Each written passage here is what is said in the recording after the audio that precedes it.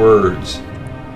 Words break reality into pieces, creating illusions of isolated things out of an actual singularity. Ideas behind words take on a significance of their own. Volume 5 pieces expose words and ideas as artificial, to reveal the interrelated oneness, which is the essence of the reality you encounter. Love, that word and the idea it represents carry deep and sometimes hidden meaning. Let's explore love and what the word really means.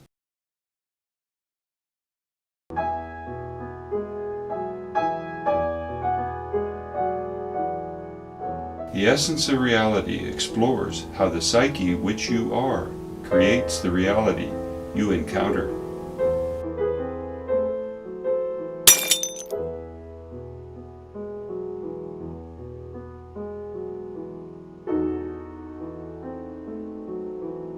So, good one, you found the Essence of Reality, an inimitable look at how life actually works.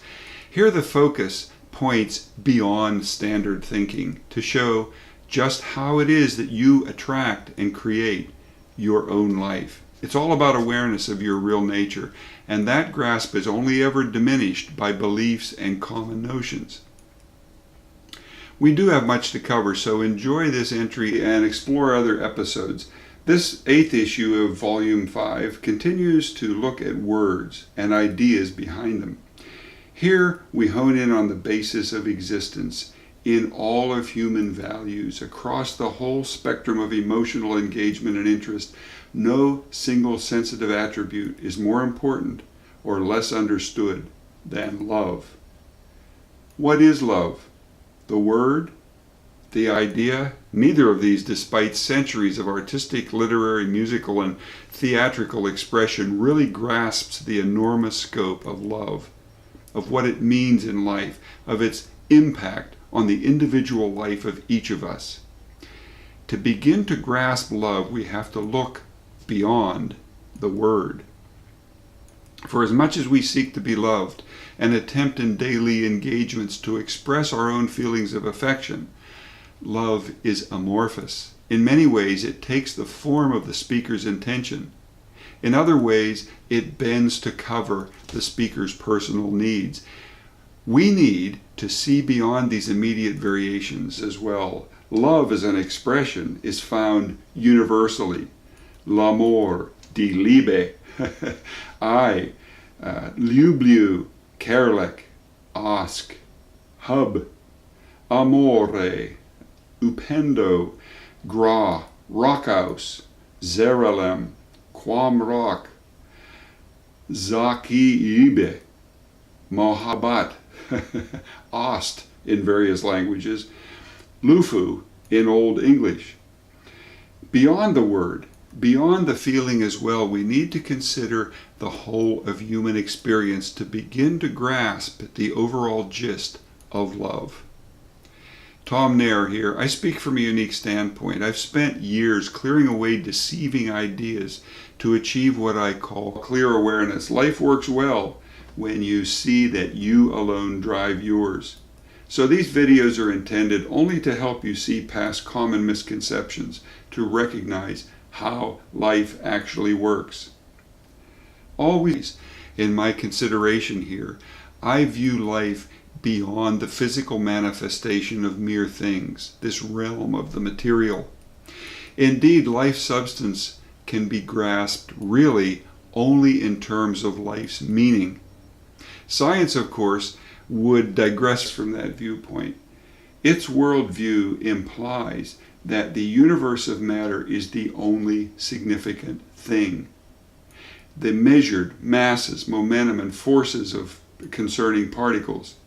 You, on the other hand, as a mere organism in the eyes of science, are only a temporal, fleeting occupant of this cosmos.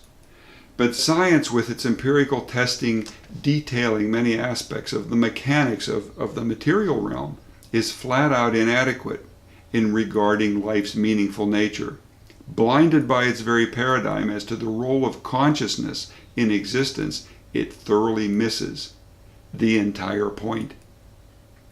Empiricism, by weighing, measuring, and testing, has no way of evaluating love.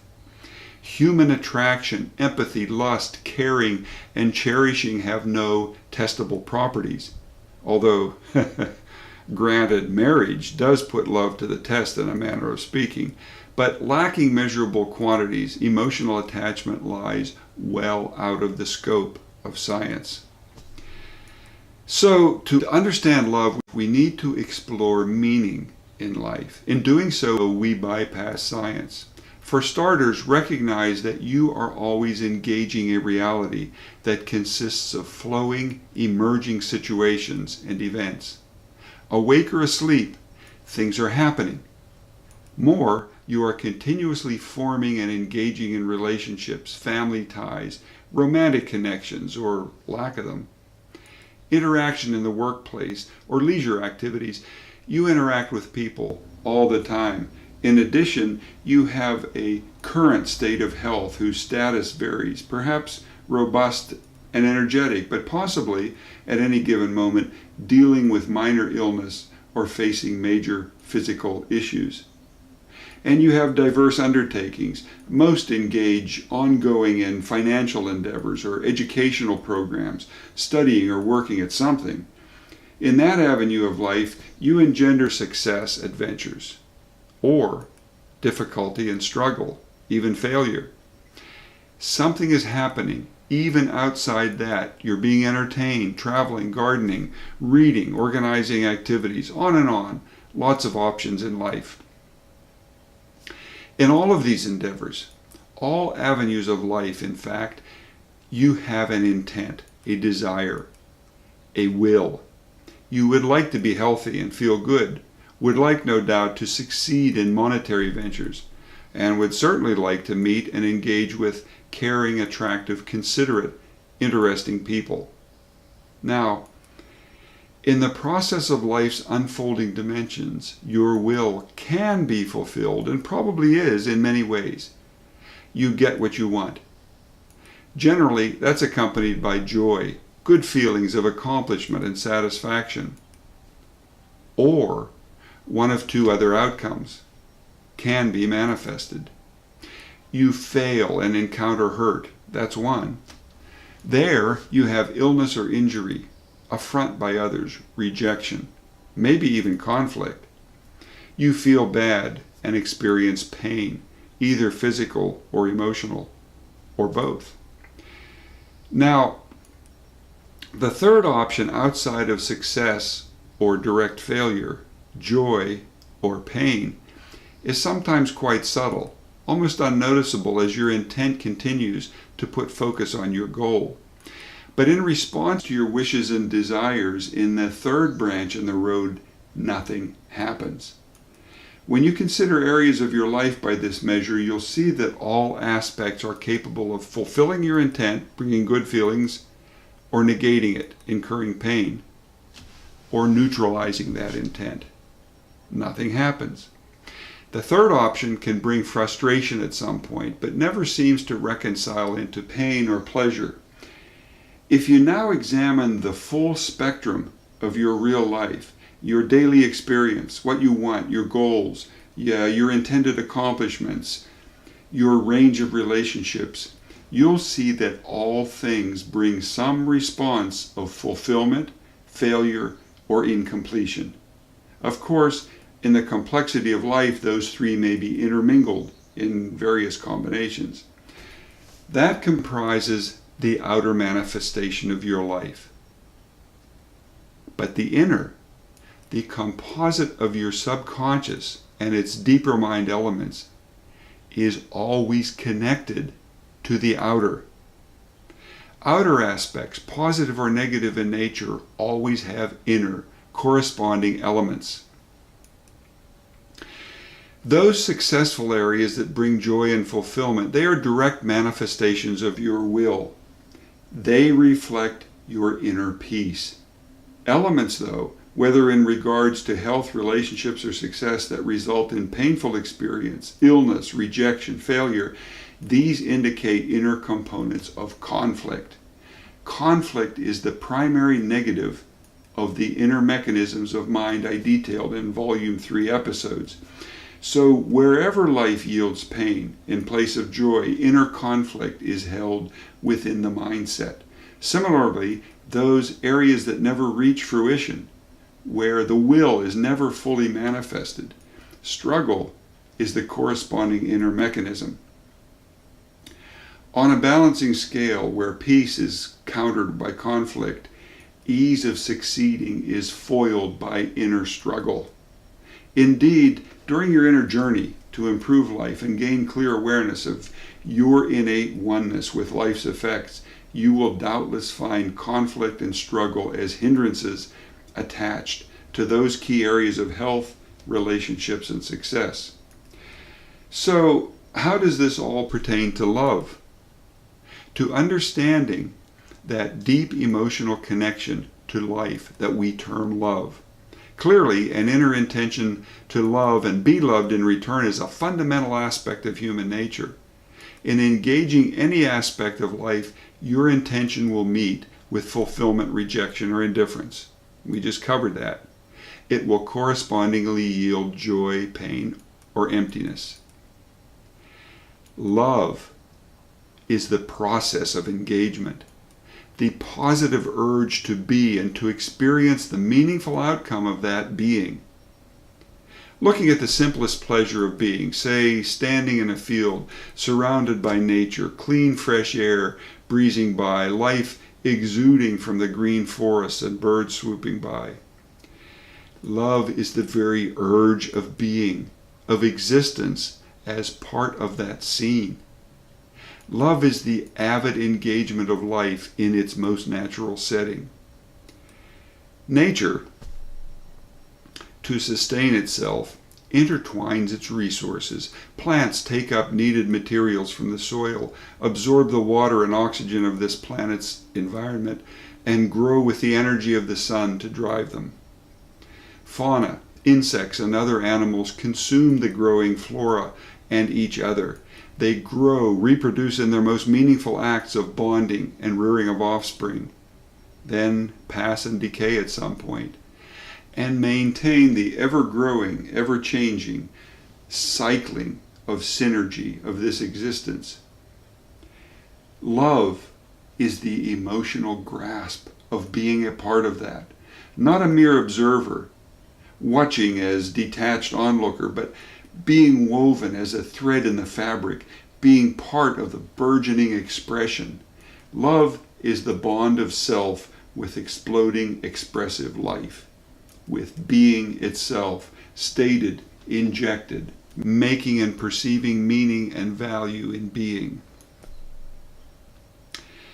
But of life's diverse aspects, amid and within the learning, the building, the artistic expression, the consumption of nutrients, the conceiving, bearing, and fostering of children, love is the attachment, for life's true value comes in engagement, the interaction with others, with nature, with life.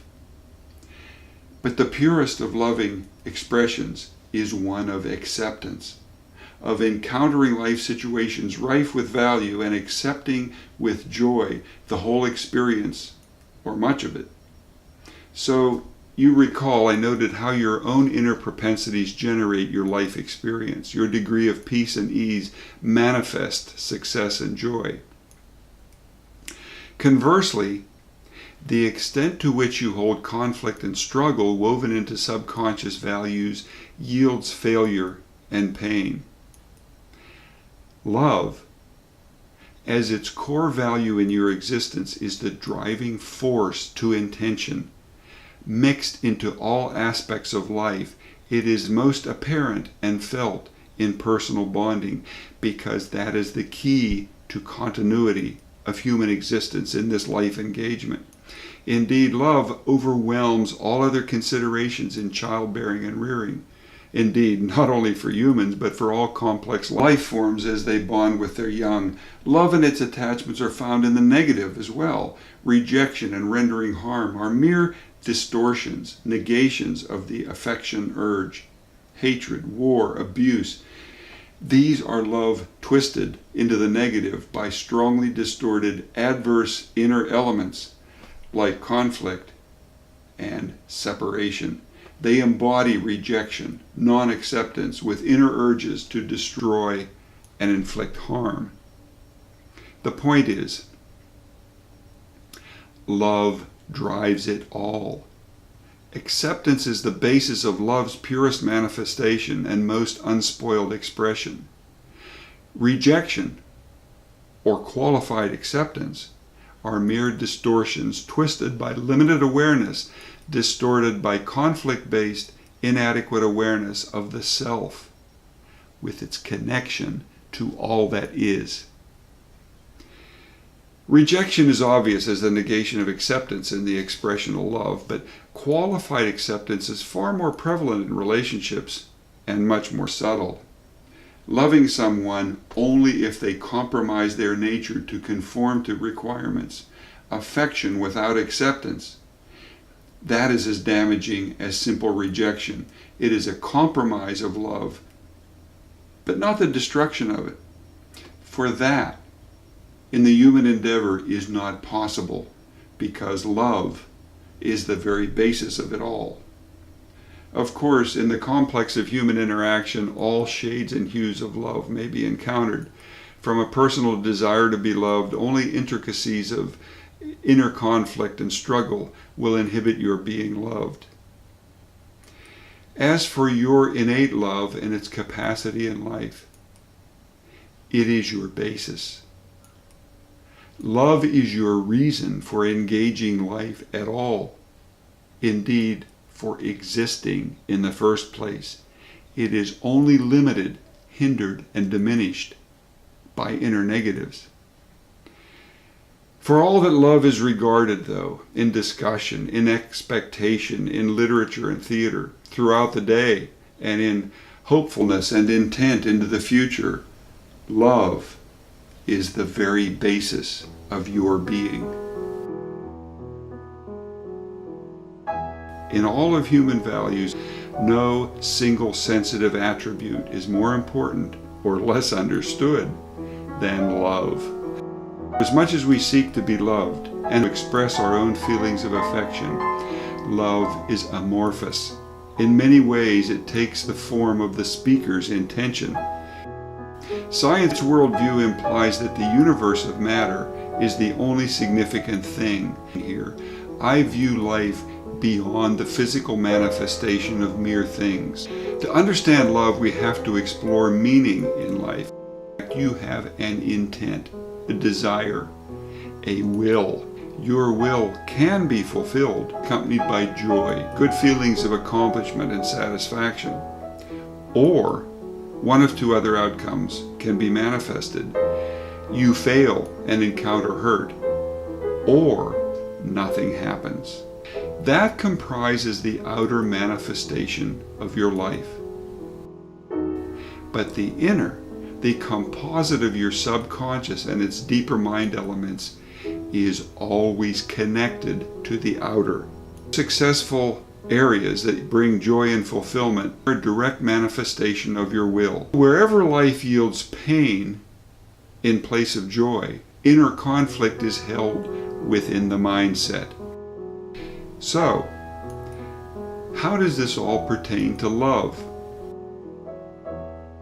Love is the process of engagement, the positive urge to be and to experience the meaningful outcome of that being. Love is the avid engagement of life in its most natural setting. Love is the bond of self with exploding expressive life, with being itself, stated, injected, making and perceiving meaning and value in being. Love is the attachment. For life's true value comes in the engagement, the interaction with others, with nature, with life. Love drives it all. Love is your reason for engaging life at all. Indeed, for existing in the first place.